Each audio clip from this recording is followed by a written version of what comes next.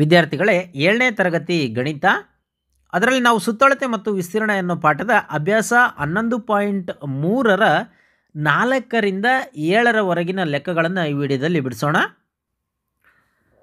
4ನೇ ಲೆಕ್ಕ, 21 ಮೀಟರ್ ವ್ಯಾಸವುಳ್ಳ ವೃತ್ತಾಕಾರದ ಉದ್ಯಾನಕ್ಕೆ ಬೇಲಿ ಹಾಕಲು ತೋಟಗಾರನೊಬ್ಬ ಇಚ್ಛಿಸುತ್ತಾನೆ. ಅವನು 2 ಸುತ್ತು ಬೇಲಿ ನಿರ್ಮಿಸಲು ಕೊಂಡುಕೊಳ್ಳಬೇಕಾದ ಹಗ್ಗದ ಉದ್ದವನ್ನು ಕಂಡುಹಿಡಿಯಿರಿ. ಪ್ರತಿ ಮೀಟರ್ಗೆ 4 ರೂಪಾಯಿ ಅಂತೆ ಹಗ್ಗದ ಬೆಲೆಯನ್ನು ಸಹ ಕಂಡುಹಿಡಿಯಿರಿ ಅಂತ ಕೊಟ್ಟಿದ್ದಾರೆ. ಈ ವೃತ್ತಾಕಾರವಾಗಿದೆಯಂತೆ ತೋಟ, ಹೌದಾ? ಅದರ ವ್ಯಾಸ ಎಷ್ಟಿದೆ ಅಂತಂದರೆ, ವ್ಯಾಸ ಅಂದರೆ ಇಲ್ಲಿಂದ ಇಲ್ಲಿವರೆಗೂ ವ್ಯಾಸ ಎಷ್ಟಿದೆ ಅಂತ 21 ಮೀಟ್ರ್ ಇದೆಯಂತೆ. ಇದಕ್ಕೆ 2 ರೌಂಡು ಬೇಲಿ ಹಾಕ್ತಾನಂತವನು. ಸೊ ಹಾಗಾದರೆ ಅದಕ್ಕೆ ಎಷ್ಟು ಹಗ್ಗ ಬೇಕು, ಆಮೇಲೆ ಪ್ರತಿ ಮೀಟ್ರಿಗೆ 4 ರೂಪಾಯಿ ಅಂತೆ, ಎಷ್ಟು ದುಡ್ಡು ಬೇಕಾಗುತ್ತೆ ಅಷ್ಟು ಬೇಲಿ ಹಾಕಲಿಕ್ಕೆ ಅಂತ ಕೇಳಿದ್ದಾರೆ. ಇಲ್ಲಿ ನಾವೇನು ಬರ್ಕೊಳ್ಳೋಣ ಅಂತಂದರೆ, ವೃತ್ತಾಕಾರದ ಉದ್ಯಾನವನದ ವ್ಯಾಸ ಬರ್ಕೊಂಬಿಡೋಣ. ವೃತ್ತಾಕಾರದ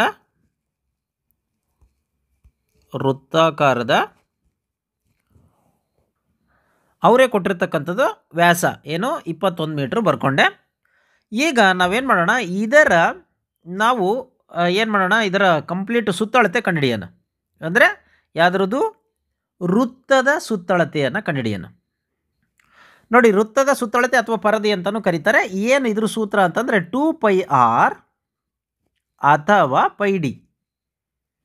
ಇಲ್ಲಿ ಡಿ ಕೊಟ್ಟಿದ್ದಾರೆ, ನಾವು ಆರ್ ಮಾಡ್ಕೋಬೋದು, ಅದ್ರಾಗ ಅರ್ಥ ಮಾಡ್ಕೊಂಡ್ರೆ ಬರುತ್ತೆ, ಬಟ್ ಬೇಡ, ಇಷ್ಟೇ ಸಾಕು. ಯಾವುದು πd ತೆಗೆದುಕೊಂಡ್ಬಿಡೋಣ. πd ಅಂತಂದರೆ ಏನು 22/7. ಡಿ ಅಂದರೆ ಏನು 21. ಈಗ ನೋಡಿ, 7 1 7 3 ಈಗ 3ರಿಂದ 22 ಗುಡಿಸೋಣ. 2 3 6 2 3 6 ಏನಿದು ಮೀಟರ್. ಹಾಗಾದರೆ ವೃತ್ತದ ಪರದಿ ಏನು 66 ಮೀಟ್ರ್ ಆಯಿತು. ಈಗ 66 ಮೀಟ್ರ್ ಏನಿದು ವೃತ್ತಾಕಾರದ ಉದ್ಯಾನವನದ ಸುತ್ತಳತೆ ಆಯಿತು. ಹಾಗಾದರೆ ಈಗ ದೇರ್ಫಾರ್ ಬರೆದ್ಬಿಡೋಣ, 66 ಮೀಟ್ರ್ ಆಯಿತು. ಈಗ ತೋಟಗಾರನು 2 ಸುತ್ತು ಬೇಲಿ ನಿರ್ಮಿಸಲು ಬೇಕಾದ ಹಗ್ಗದ ಉದ್ದ ಎಷ್ಟು? 1 ಸುತ್ತಾದರೆ 66 ಮೀಟ್ರ್ ಆಗುತ್ತೆ. 2 ಸುತ್ತಾದರೆ 2 × 66 ಮಾಡ್ಕೊಂಬಿಡೋಣ. ನೋಡಿ, ಬೇಕಾದ ಹಗ್ಗದ ಉದ್ದ ಒಂದಕ್ಕೆ 66 ಮೀಟ್ರ್ ಅಂತಂದರೆ 2 ಸುತ್ತಿಗೆ 2 × 66 ಮಾಡಿದ್ರೆ ಮುಗೀತು. ಅಲ್ಲಿಗೆ 6 2 12 2 10 1 6 2 12 1 13 132 ಮೀಟ್ರ್ ಬೇಕಾಗತ್ತೆ. ಈಗ 1 ಮೀಟ್ರ್ ಹಗ್ಗದ ಬೆಲೆ 4 ರೂಪಾಯಿ ಆದರೆ, ಹೌದಾ? 1 ಮೀಟ್ರ್ ಹಗ್ಗದ ಬೆಲೆ 4 ರೂಪಾಯಿ ಆದರೆ 132 ಮೀಟ್ರ್ ಹಗ್ಗದ ಬೆಲೆ ಎಷ್ಟು ಅಂತ ಬರ್ಕೊಂಡು ನಾವು ಲೆಕ್ಕ ಮಾಡೋಣ. ನೋಡಿ, 132 ಮೀಟ್ರ್ ಹಗ್ಗದ ಬೆಲೆ ಎಷ್ಟು? 132 × 4. ಇದನ್ನು ಗುಣಿಸ್ಬಿಟ್ರೆ ಉತ್ತರ ಸಿಕ್ಬಿಡುತ್ತೆ. ಅಲ್ಲಿಗೆ ನೋಡಿ, 4 2 8 4 3 12 2 10 1 4 1 4 1 5 528 ಏನಿದು ರೂಪಾಯಿಗಳು. ಹಾಗಾದರೆ ಪ್ರತಿ ಮೀಟ್ರಿಗೆ 4 ರೂಪಾಯಿ ಅಂತೆ ಹಗ್ಗದ ಬೆಲೆ. ಅಂದರೆ 2 ಸುತ್ತು ಹಾಕಲಿಕ್ಕೆ ಎಷ್ಟು ಬೇಕಾಗುತ್ತೆ ದುಡ್ಡು? 528 ರೂಪಾಯಿ ಬೇಕಾಗುತ್ತೆ. ಅದನ್ನು ಬರೆದ್ರೆ ಮುಗಿಯುತ್ತೆ.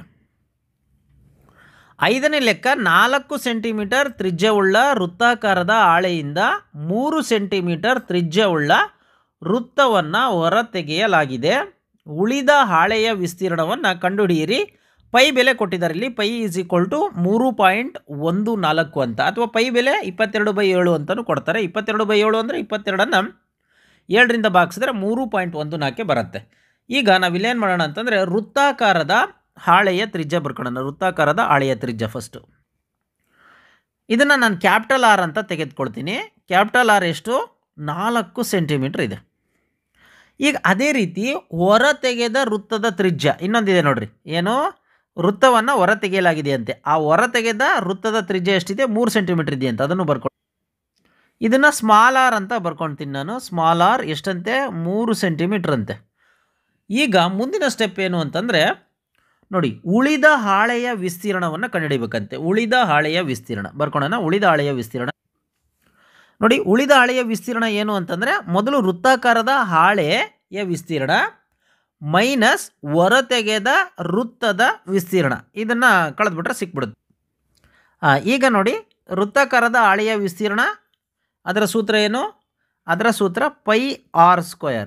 ಯಾಕೆ ಅಂದರೆ ಅದರ ದೊಡ್ಡ ಆರ್ ತೆಗೆದುಕೊಂಡಿದ್ದೀನಿ, ಮೈನಸ್ ಈ ಹೊರತೆಗೆದ ವೃತ್ತದ ವಿಸ್ತೀರ್ಣ ಅದೇನು? πr². ಈಗ ಇವೆರಡರಲ್ಲೂ ಕಾಮನ್ ಏನಿದೆ?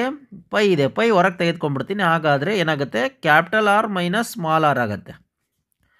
ಈಗ ಕ್ಯಾಪಿಟಲ್ ಆರ್ ಅಂತಂದರೆ ಏನಂತ ಕೊಟ್ಟಿದ್ದಾರೆ 3.14 ಅಂತ ಕೊಟ್ಟಿದ್ದಾರೆ 3.14. ಕ್ಯಾಪಿಟಲ್ ಆರ್ ಸ್ಕ್ವೇರ್ ಅಂತಂದರೆ ಏನು 4 ಸ್ಕ್ವೇರ್ ಮೈನಸ್ ಸ್ಮಾಲ್ ಆರ್ ಅಂತಂದರೆ 3 ಸ್ಕ್ವೇರ್. ಈಗ ನೋಡಿ 3.14 4 ಸ್ಕ್ವೇರ್ ಅಂದರೆ 16, 4 4 16, 3 ಸ್ಕ್ವೇರ್ ಅಂದರೆ 3 3 9. ಅಲ್ಲಿಗೆ 3.14 16ರಲ್ಲಿ 9 ಹೋದರೆ ಎಷ್ಟು ಬರುತ್ತೆ 7 ಬರುತ್ತೆ 7. ಸೊ ಈಗ ಇವೆರಡನ್ನೂ ಗುಣಿಸ್ಬಿಡೋಣ. ನೋಡಿ 7 4 28ಕ್ಕೆ 8 10 2 7 1 7 2 9 9 3 21. ಪಾಯಿಂಟು ಎಸ್ ಸಂಖ್ಯೆ ಆದಮೇಲಿದೆ 2 ಸಂಖ್ಯೆ ಆದಮೇಲಿದೆ 2 ಸಂಖ್ಯೆ ಆದಮೇಲೆ ಇಟ್ಟರೆ 21.98. ಇದೇನಿದು ವಿಸ್ತೀರ್ಣ ಆಗಿರೋದರಿಂದ ಸೆಂಟಿಮೀಟ್ರ್ ಸ್ಕ್ವೇರ್. ಹಾಗಾದರೆ ಏನು ಉಳಿದ ಹಾಳೆಯ ವಿಸ್ತೀರ್ಣ ಎಷ್ಟು 21.98 ಸೆಂಟಿಮೀಟ್ರ್ ಸ್ಕ್ವೇರ್ ಅಂತ ಬರೆದ್ರೆ ಮುಗಿಯುತ್ತೆ. ಉಳಿದ ಹಾಳೆಯ ವಿಸ್ತೀರ್ಣ 21.98 ಸೆಂಟಿಮೀಟ್ರ್ ಸ್ಕ್ವೇರ್.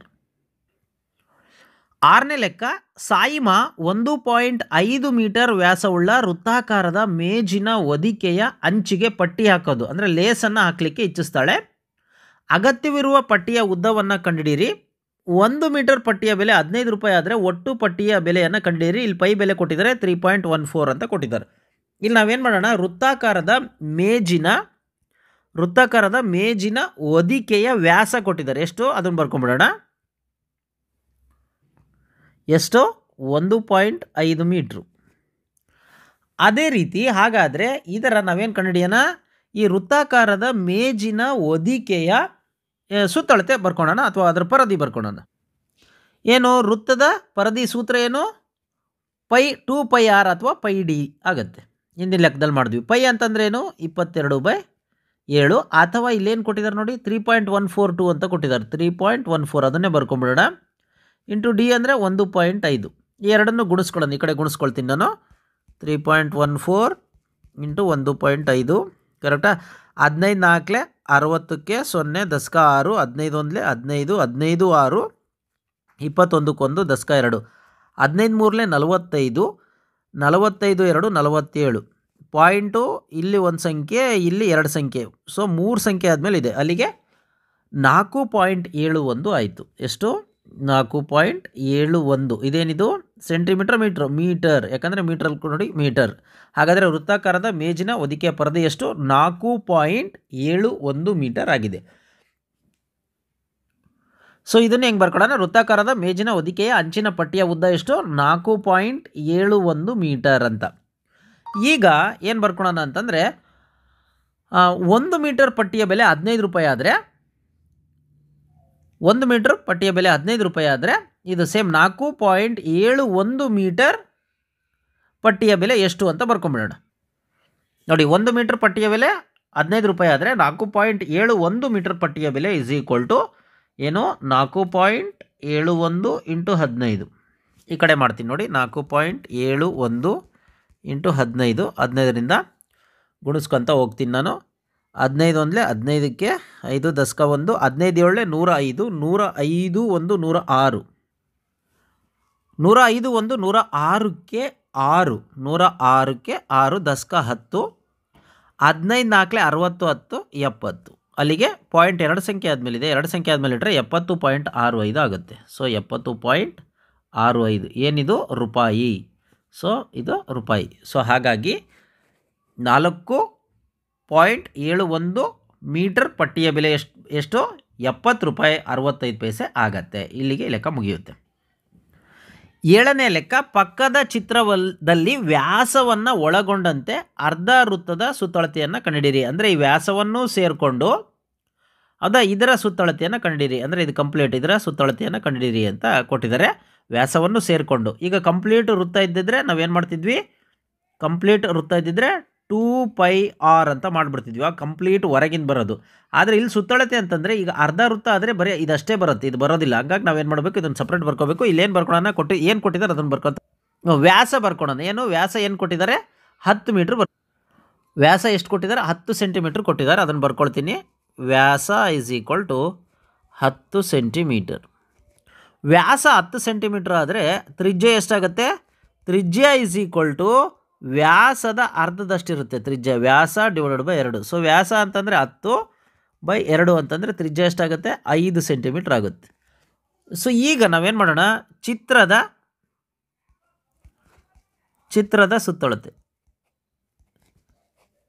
ಸುತ್ತಳತೆ ಈಸ್ ಈಕ್ವಲ್ ಟು ಏನು, ಅರ್ಧ ವೃತ್ತದ ಸುತ್ತಳತೆ ಪ್ಲಸ್ ವ್ಯಾಸದ ಅಳತೆ ಅಥವಾ ವ್ಯಾಸ ಬರೆದ್ರಾಯ್ತು. ಈಗ ಅರ್ಧ ವೃತ್ತದ ಸುತ್ತಳತೆ ಅಂತಂದರೆ ಫುಲ್ ವೃತ್ತ ಆದರೆ 2πr ಆಗುತ್ತೆ ಅಲ್ವಾ. ಅರ್ಧ ವೃತ್ತ ಆಗಿರೋದ್ರಿಂದ ಡಿವೈಡೆಡ್ ಬೈ 2 ಅಂತ ಮಾಡೋಣ, ಅರ್ಧ, ಅಥವಾ ಬರೀ πr ಅಂತ ಮಾಡಿದ್ರು ಸಾಕು. ಪ್ಲಸ್ ವ್ಯಾಸ ಏನು, ವ್ಯಾಸ ಡಿ. ಈಗ ನೋಡ್ರಿ 2 ಕ್ಯಾನ್ಸಲ್ ಆಯ್ತು, ಅಲ್ಲಿಗೆ πr ಪ್ಲಸ್ ಡಿ. ಪೈ ಅಂತಂದ್ರೆ ಏನು, ಪೈ ಅಂದರೆ ನಮಗೆ ಗೊತ್ತಿದೆ, ಹಿಂದಿನ ಲೆಕ್ಕದಲ್ಲಿ ಮಾಡಿದ್ದೀವಿ 22/7. ಈಗ ಆರ್ ಅಂದರೆ ಎಷ್ಟು, ಈ ಆರ್ ಇಲ್ಲಿದೆ ನೋಡ್ರಿ 5. ಈಗ ಡಿ ಅಂತಂದರೆ 10. ಈಗ ಇದನ್ನು ಮಾಡ್ತಾ ಹೋಗೋಣ ನೋಡಿ. 22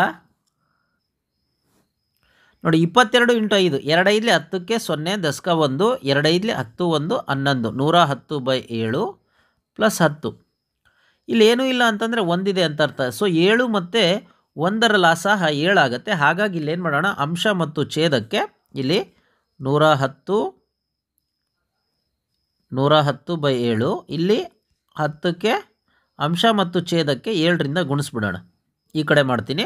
ಆಗ 110/7, ಇಲ್ಲಿ 7 70 ಡಿವೈಡ್ ಬೈ 7. ಈಗ 7 ಕಾಮನ್ ಇದೆ, 7 ಕಾಮನ್ ತೆಗೆದುಕೊಳ್ತೀನಿ. 110 ಪ್ಲಸ್ 70. ಸೊ ಈಗೇನಾಯಿತು, 110 70 ಕೂಡಿದ್ರೆ 180/7 ಆಯಿತು. ಈಗ 180ನ್ನು 7ರಿಂದ ಭಾಗಿಸೋಣ. 180ನ್ನು 7ರಿಂದ ಭಾಗಿಸಿದಾಗ 7 2 14 ಆಯಿತು. ಎಷ್ಟು ಉಳಿತು, 4 ಉಳಿತು. 0 ಕಟ್ಕೊಳ್ತೀನಿ. 7 5 35, ಏನು ಉಳಿತು, 5 ಉಳಿತು. ಪಾಯಿಂಟ್ ಕಟ್ಕೊಳ್ತೀನಿ, 0 ತೆಗೆದುಕೊಳ್ತೀನಿ. 7 7 49, ಕರೆಕ್ಟಾಗಿ 1 ಉಳಿತು. ಮತ್ತು ಇನ್ನೊಂದು 0 ಹಾಕ್ಕೋಬೋದು ನಾವು, ಪಾಯಿಂಟ್ ಇರೋದ್ರಿಂದ. ಈ 7 1 7. ಸೊ ಹಿಂಗೆ ಕಂಟಿನ್ಯೂ ಹಾಕಂತ ಹೋಗುತ್ತೆ. ಅಲ್ಲಿಗೆ ನಾವು ಇದನ್ನು ಇಷ್ಟೇ ಇಟ್ಬಿಟ್ರೆ 25.71 ಏನಿದು, ಸೆಂಟಿಮೀಟರ್. ಹಾಗಾದರೆ ಈ ಚಿತ್ರದ ವ್ಯಾಸ ಎಷ್ಟು, 25.71 ಆಗುತ್ತದೆ.